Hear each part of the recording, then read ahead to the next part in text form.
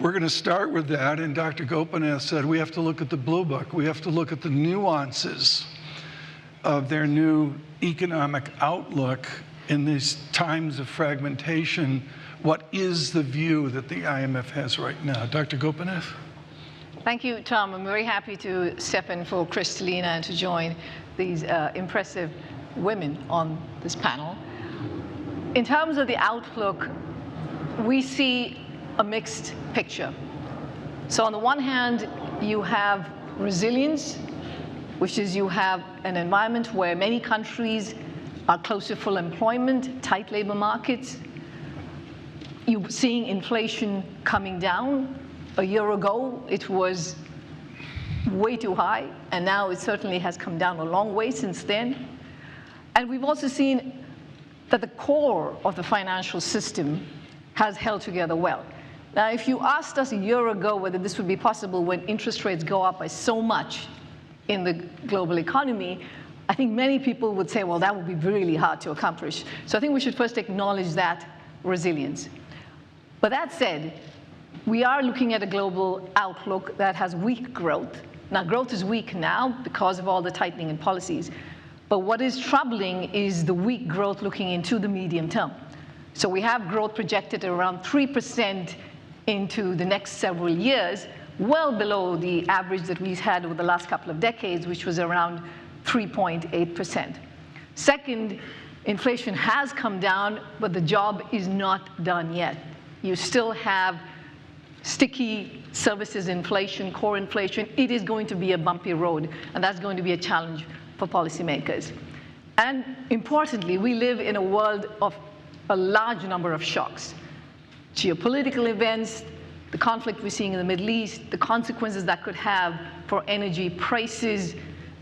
Debt levels are at record high levels at the same time that we're in this higher for longer interest rate environment. So there is a lot for us to watch carefully, and that could go wrong, and that's very important to keep in mind. Thank you. Director General, let me go to you. As I do in everything I do, I'm going to give you some reading points and also essays and articles to read. Of course, Dr. Ngozi has a wonderful essay on fragmentation. We'll get to that in a moment in foreign affairs. But equally important and more strident and more assertive is the Director General's essay on world trade. It harkens back, for some of you that know Catherine Mann of the Bank of England, it harkens back to Catherine Mann before Citigroup at Brandeis. And I say, Director General, and I know you want to talk here about the current trade focus, but the heart of your work is a route to interdependence, not overdependence, and that exactly gets to the emotion we're at right now, isn't it? Yes, thank you, Tom. I think what we're trying to say is that during the past few crises we've seen, and we're still in, we've seen the vulnerability of supply chains. And that vulnerability has led to some conclusions that we think we need to think through again. Some people have concluded that supply chains are so vulnerable, we need to reshore everything to ourselves, or we need to produce with friends or those who have similar politics as we do. And yes, some of that will happen. They've concluded that trade is the problem. But what we want to say at the WTO, our analysis has shown that the vulnerabilities come from over-concentration in some supply chains and over-concentration of production in some geographies. If that is the root of the problem, then to build resilience, we need, yes, to deconcentrate and diversify those supply chains. And we are arguing that a good way to do it is not just to do it with your friends or those who are like you, but to spread your wings, because we also have something called climate change. And if you cluster too many things, you don't know what phenomenon is going to happen. So why don't we look at developing economies that have the right business environment, and I insist on that, and see if we can diversify some supply chains there. So we build resilience. Some of these have been left out during the first wave of globalization. So we can build resilience whilst being inclusive, and we're calling that reglobalization. So that's the thesis we put forward. So we can kill two birds with one stone. Thank you. President Lagarde, the last time I saw you, everybody wanted to ask me about the next rate increase. We're not going to do that today either. We were in Jackson Hole, and you were looking at a reaffirmation of how we do research, how we look forward, how we prosecute economics across the absolute original experiment that is Europe, and it is a very unique ECB, particularly compared to so many other central banks. Give us the state of play you see now of a Europe, yes, years now into a war, but far more the back and forth. And I do want you to touch, we'll talk about this later, I want you to touch on migration here, but please give us the growth outlook that you see out 5 years and the prescription Europe needs to do now.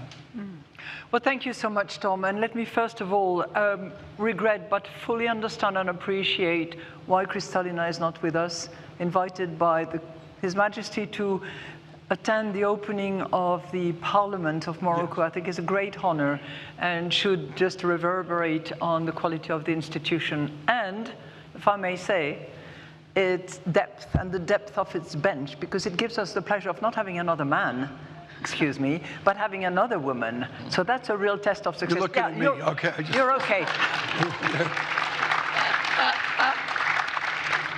All right, back to your question, because that's what you really want to hear from me.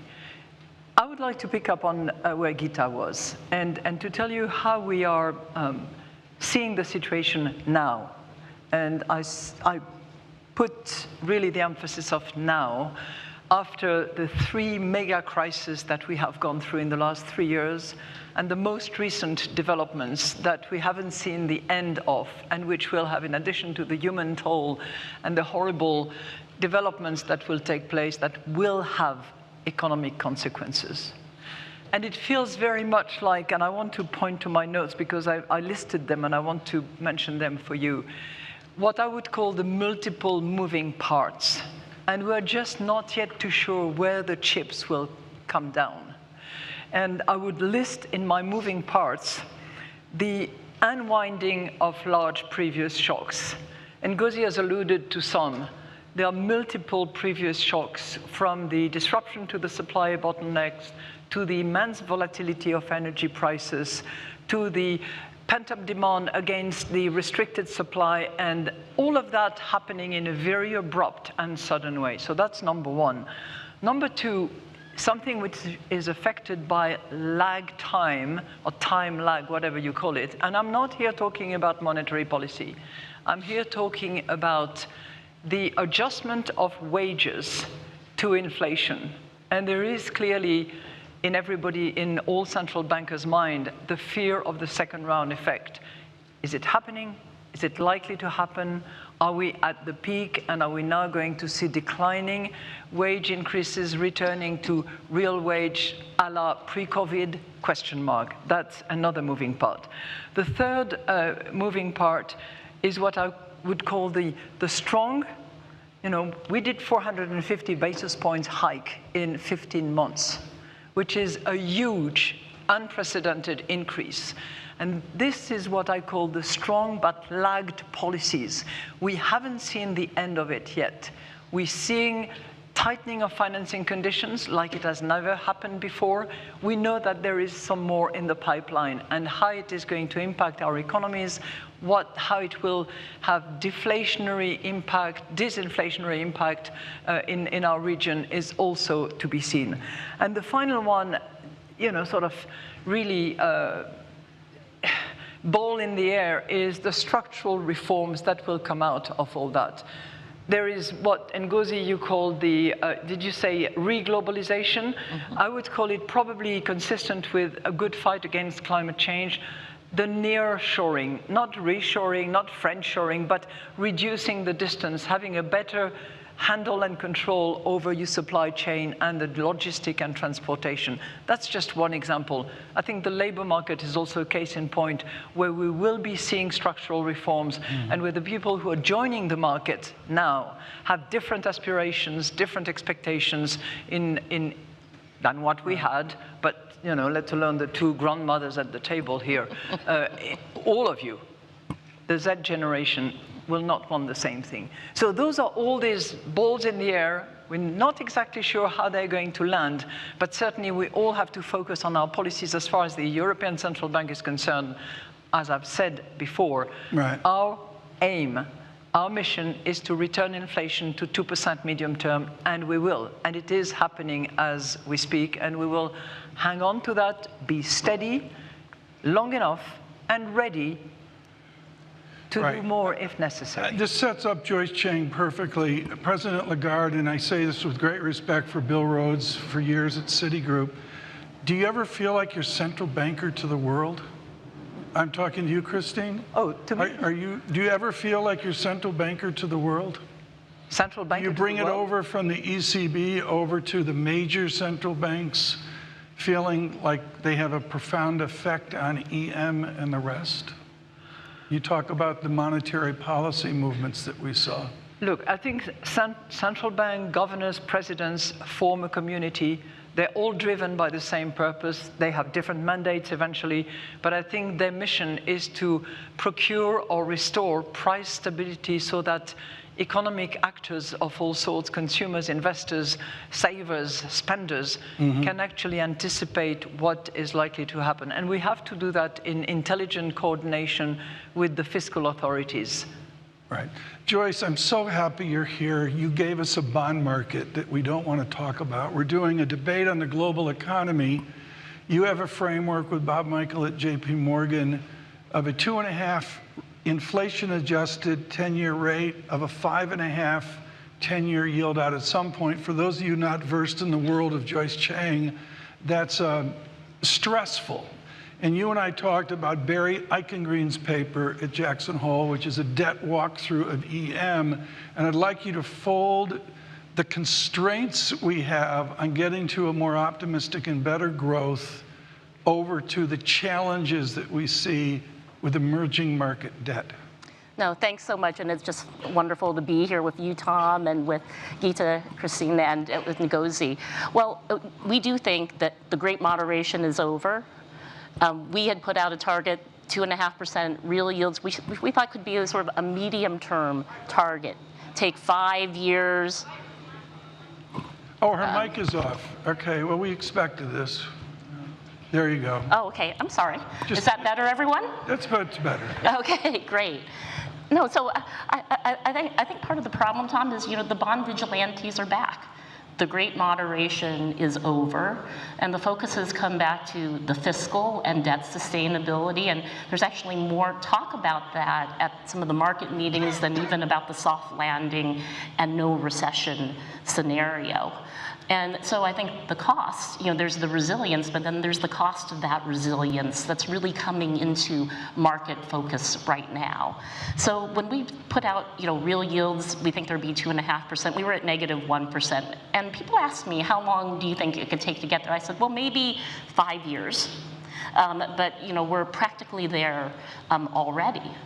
And I think, this is kind of coming at an inconvenient time. You have the 30% increase in Treasury supply on long duration at a point where, the Fed's not buying, the banks are not gaining deposits, the institutional demand isn't there. And that has very clearly put the focus back on the debt dynamics, the debt sustainability, and the fiscal debt and the cost of servicing the debt, given the size of the fiscal deficit. And the focus isn't on the emerging markets so much as it is on the advanced economies, particularly on the United States right now. I mean, in this period, I think EM has been, very resilient. But we've also seen limping along. fractured my foot, so relate to that.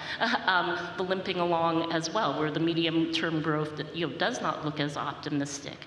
But we are, once again, getting a focus back on whether the financing is going to be more problematic. And it's hard to talk about emerging markets in one block because there's clearly the frontier market countries, and then there is the EMX China, the middle income countries, which have done a very good job. They started hiking a lot earlier. We think there's probably 150 basis points of easing they can do between now and the end of next year. But you do have the debt dynamics that are very much back in focus, and the debt service. But that's not just an emerging markets problem, it's an advanced economy problem as well. It's interesting. Gita, I want you to fold this in. And Gita well knows there's the blue book, the green book, the brown book, and I wish you'd print them still instead of just digital, because I actually love the appendices and all this, the great work of your team at the IMF. But I'm going to go all Tobias Adrian on you right now. I listen to what Joyce is saying, and I listen to what I see on the Bloomberg screen. And the bond market is speaking about this growth constraint we have.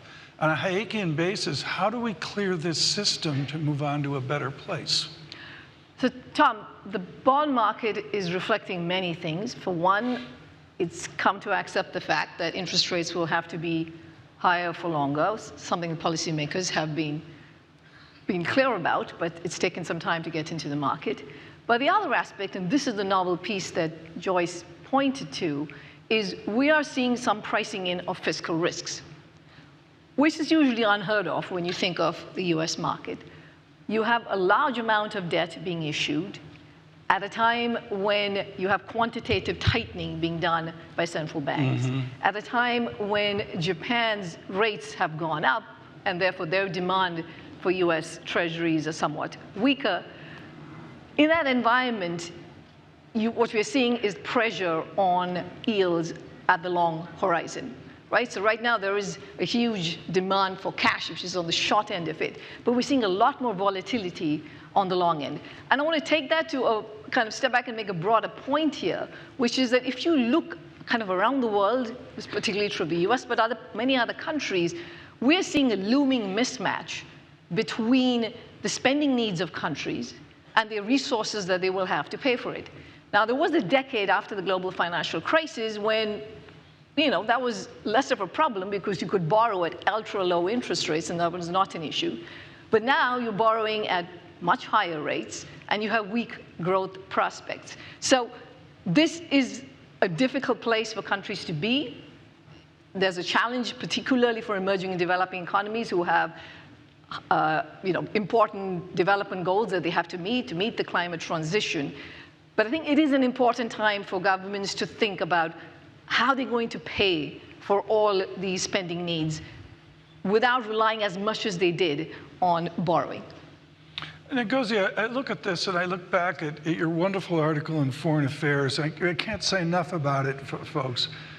And there are these phrases from another time and place, GATT, most favored nation status. And now we have, as you write about, almost a blockism from pre-World War II.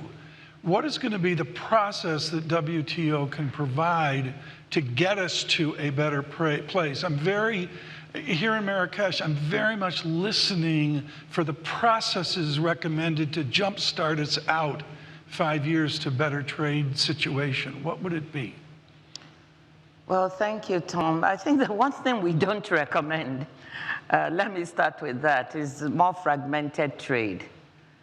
Because if we have the world, if we have trade fragmenting and people just trading with each other in blocks of people similar to themselves, this fragmentation, we've done some work, Gita and the IMF has done some work that shows that the real losses to real GDP, global GDP in the long term are substantial.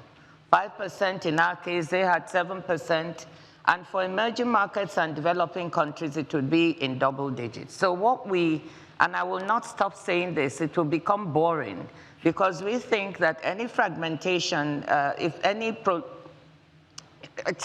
if fragmentation spreads, then definitely we will not be able to get back on the good path. what I think we should look at to get us back in terms of trade, we need to avoid more protectionism.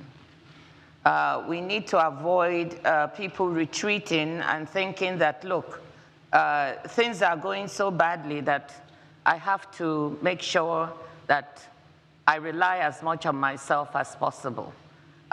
Because we've seen that global trade has rendered benefits in the long term. For the past 75 years, we've seen people lifted out of poverty due to trade. So let's not throw away what has worked in the past, but let's try and make it better. That's why we talked about the reglobalization. So let's avoid protectionism and putting barriers. The free flow of trade is what we need if we really want our economies to move. I think the second thing I want to say is that there are green shoots within trade. And that's what we're looking at the WTO. We look at trade, and even though, you know, our recent forecast has downgraded the goods trade, the volume of goods trade from 1.7% to 0.8, which is quite a dramatic downgrade and goes along with all the new pessimism that is emerging. But within that, there's something very interesting happening, and that is the growth of digital trade and digitally delivered services trade, which is growing at 8% per annum. Out of $32 trillion of trade, we've got 25 trillion that is goods, 12 trillion services. And of the 12 trillion, 4 trillion almost is digitally delivered services. So this is growing so fast, we're saying, what can we do to make sure that we foster this trade, that we make sure micro, medium, and small enterprises and women-owned enterprises that are the ones using this trade the most, that we remove barriers in their way, and that we put a level playing field so that this trade can grow even more. So that's the green shoot, and I think as we have all this pessimism, we should look at some of these optimistic areas. With the time we've got 21 minutes left, folks. I'm trying to get an extension right now. We'll see if we get that. Ngozi, I'm going to come back to you at the end of this effort to speak of the huge opportunity of trade within Africa, and particularly when I look at the span of the IMF here from Nairobi 50 years ago over to where we are now. Christine Lagarde, when I first met you, you had just been at LSE Square Dancing. It's a few years ago. And I think what's so important here is we have institutional forces, and Ngozi, within her wonderful article, really emphasizes institutional strength. I know you've written about it as well, but few have been in the trenches of actual trade policy like you have with your service to the Republic of France. What has to be the new trade policy for the nations of Europe, and for that matter, wealthy nations worldwide? What needs to be the new trade initiative that gets us to global economic growth as Ngozi frames it? Thank you, Tom, for that. I believe you're catching me a bit off guard because you take me back to my days as a trade minister. I would say two things. One is implement the directives and the regulatory frameworks that exist in order to free up the providing of services throughout the region. There is a service directive which has been around for years and years, of which maybe 60% is actually implemented.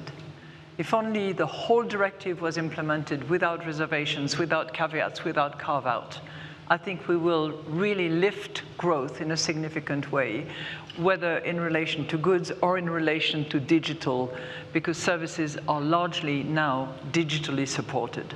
That would be, I say, number one. Number two, I think that if investment, and granted, currently the financing of investment is difficult, but if investments were to be focused on the green transition, plus the transition towards a digital economy, I think there would also be a significant upside as a result of that. And to pick up on Ngozi, I think in the digital world, the two things that need to be improved. One is we need a better governance. We have seen one trial after another one, criminal or otherwise, that the digital world can lead to abuses including in financial services. So governance is one where we need to make progress, and we need to make progress collectively. Number two, and the European Central Bank spends a lot of effort and time on that, we also, central bankers, the holders of currency, we need to move to the digital area, and we need to be ready to launch CBDC, for us it's digital euro, in relatively short order so that we can make it safe and have a monetary anchor that has digital traits as well. Joyce, all of this is wonderful, and I think of like Benoit Correa and what they're doing at BIS, Rafael Aura, and Bitcoin, and the rest has been, really thought-provoking for me. Except then I have to look at my Bloomberg to see where the bid is on name the piece of paper. I bought the Austria 97 year. I thought that would be a good thing. I'm down 70%. That's worked out. But the fact is, with all of these economic thoughts, we go back to the screen at JPMorgan that shows a bid and an ask. How deep are these markets, and do you worry about jump conditions? What Peter Orszag would say, we get off the glide paths or normal, and that we get, not the inflammatory crisis, but that we are in enough of a liquidity issue where there's jump conditions versus the smoothness we're addicted to. I think, look, higher for longer is also harder for longer for emerging markets. So there's sort of two answers to that question. There's first that you have this crowding out problem to begin with. I mean, if you can be in cash and get 5.5% or 6% from a US corporate bond, and you have an emerging markets local currency index that has a yield of 6.7%, then you're going to see savings, go back into safe assets rather than to other places. And that makes the challenge a lot harder for many of the issues that we've talked about this week, how you get climate financing, how you fund the debt for the distressed countries. It's just made the bar that much higher to begin with. And then you have the plumbing question, the second part that you asked about. And you've had a fundamental shift in the market. It's gone electronic. The primary dealers are not able to necessarily absorb the size of these increased auctions as well. So you have a market that overshoots. And so even though you've seen really good management and policies from emerging markets countries, that whole issue of financing and how you use the capital markets becomes much more complicated when you can just get such high yields on short duration and cash. And so, a lot of the dilemma, I think, that comes out, that's then complicated by the liquidity question.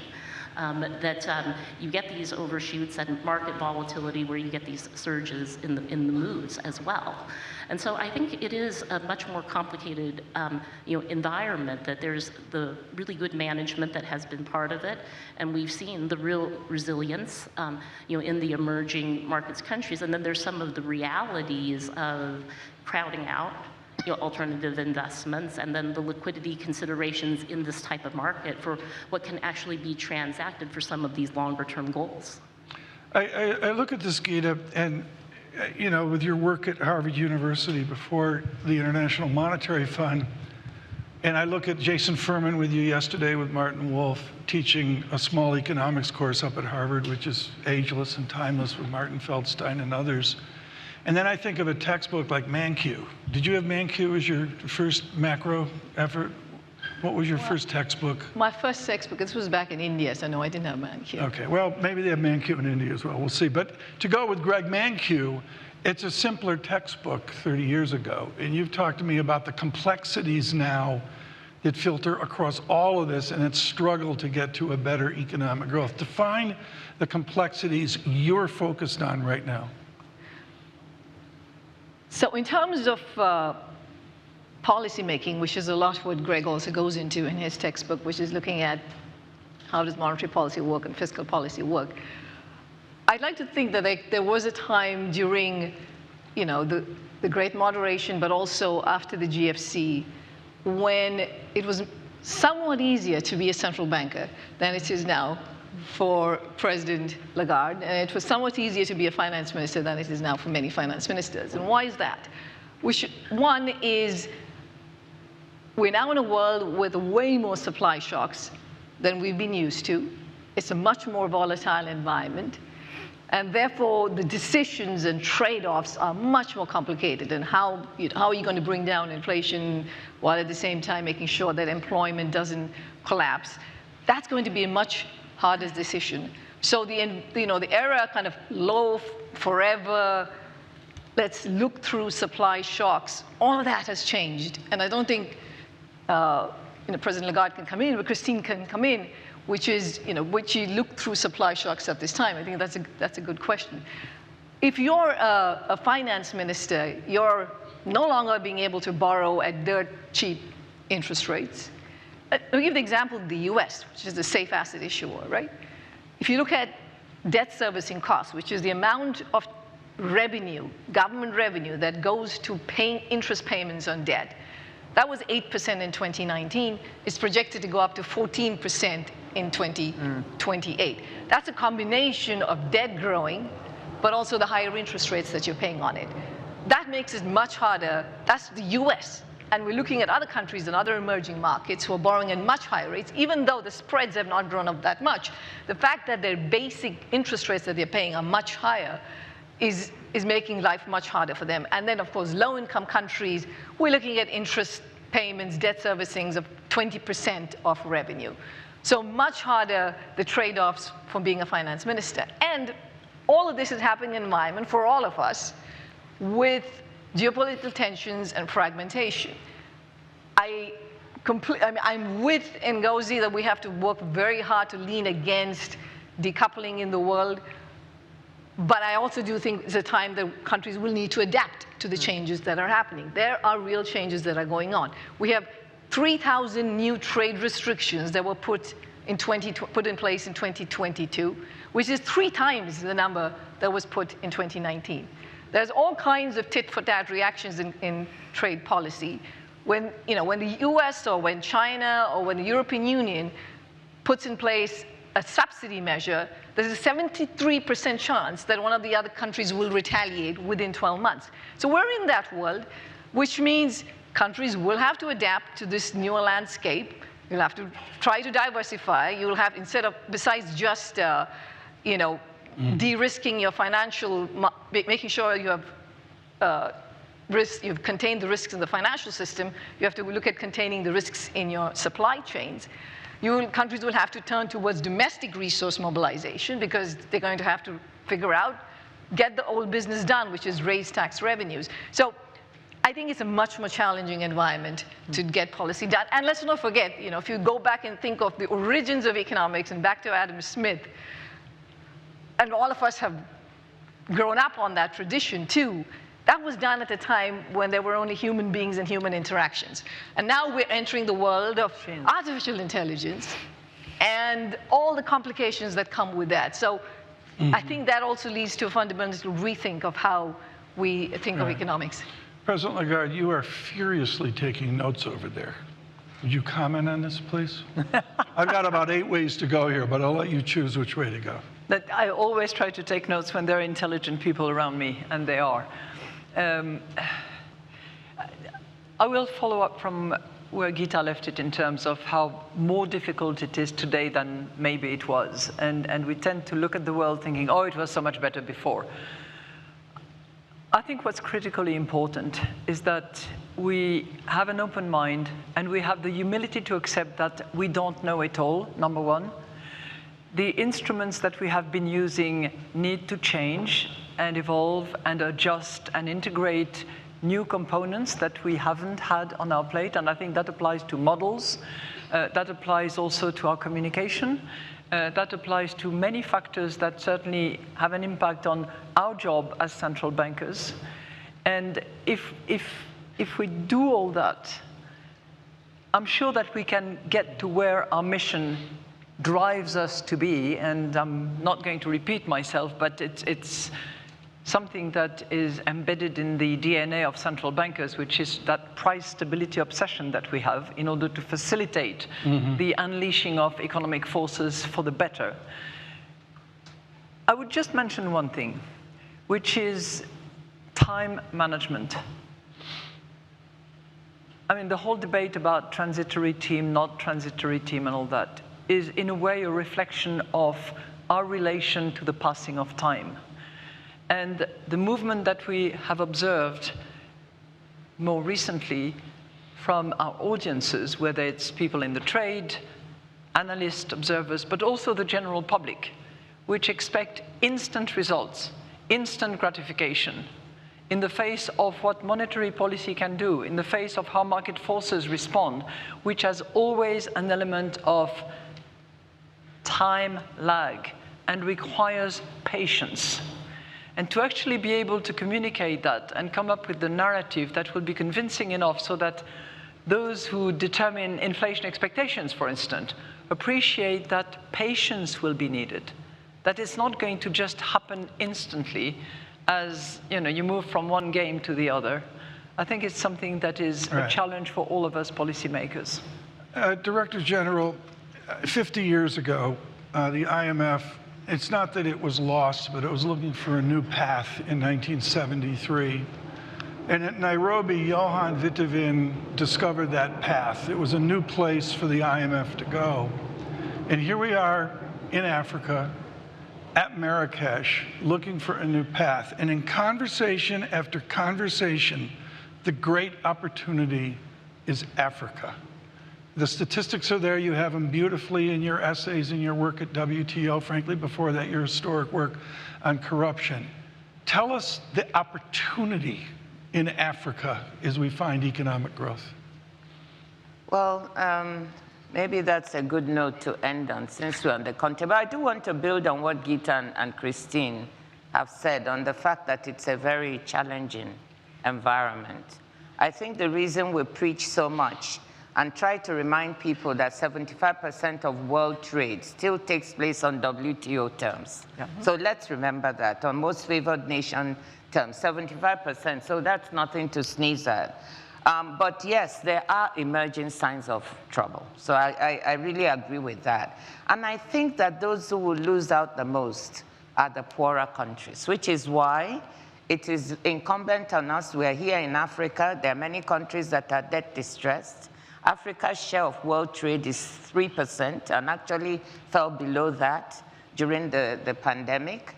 And we're building this beautiful African continental free trade area that you referred to, 54 countries, the largest in terms of the number of countries, which offers hope that Africa, if it's able to remove the barriers, can trade better with itself, because intra-African trade is anywhere from 16 to 20%, and trade better with the world, and this will help to lift up incomes within the continent. However, this will only happen if we can add value to the products.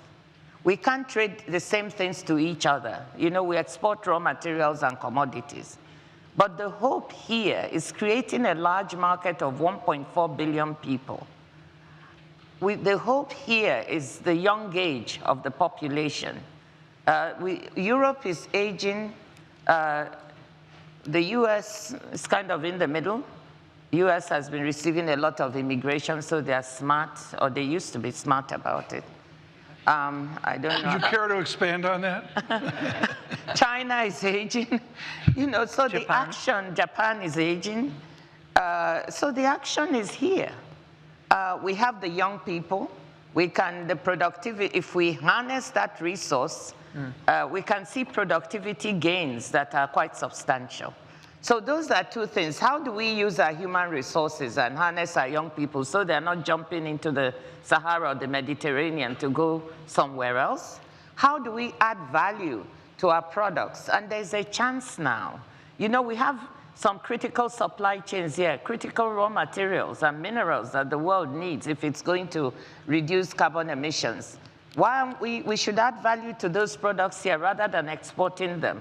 So there's a lot of hope here for green energy, green hydrogen, critical minerals, add value to our products here, create jobs on the continent. We have young people who are very savvy with fintech and the tech sector.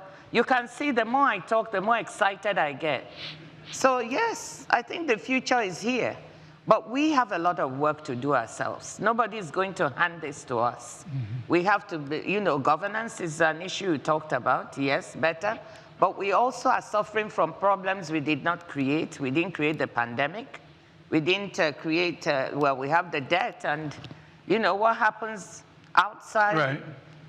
has a great impact on that. So we also need to have that support to manage the debt situation that the countries are in, sort that out, give some fiscal space to countries so they can actually spend on education, health, and the things that matter, and on the young people. I was going to give you the last word, but I got the Lagarde this. Yes, It's in it's French just, when she does it. Tom, it's for a microsecond because Please, take more than a microsecond. I want to bring Nadia Feta's voice here. She was supposed to be on the panel and she's not. Minister of Finance of Morocco. Minister of Finance of Morocco, she's in Parliament for the first session.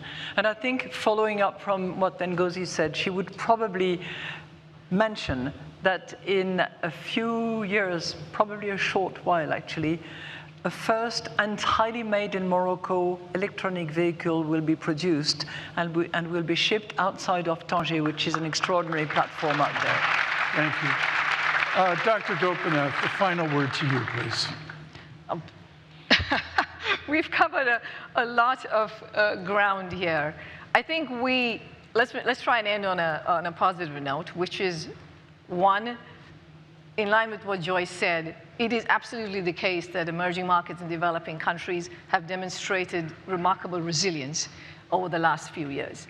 And it is an outcome of having put in place good macro policies like central bank independence, inflation targeting frameworks. So I think a takeaway is that when you do the right things, you can build the resilience in your economies. And that is a lesson to be taken away and expanded on for all countries. Secondly, I would just say we need to get the unfinished business done. It's always hard to get structural reforms done. It's always been hard to strengthen the WTO even more. It's been hard to rely on domestic resources and through raising revenue to meet your needs for countries. But this is the moment when countries will have to take difficult decisions, just given the environment we live in. I can just add a quick point on just the local currency markets and the importance of the local currency markets for the financing, because one reason why emerging markets assets have actually been less volatile than the advanced economies was, during taper tantrum, there was about $700 billion of portfolio flows. But if you look at from 2021 to now, you've had about 200 billion. So you actually look at the way that emerging markets has performed in the midst of this bond market sell-off. It's been quite good. And when you go back to your point, and Barry Eichengreen's point on the debt, is there going to just have to be a greater dependency on those local currency markets?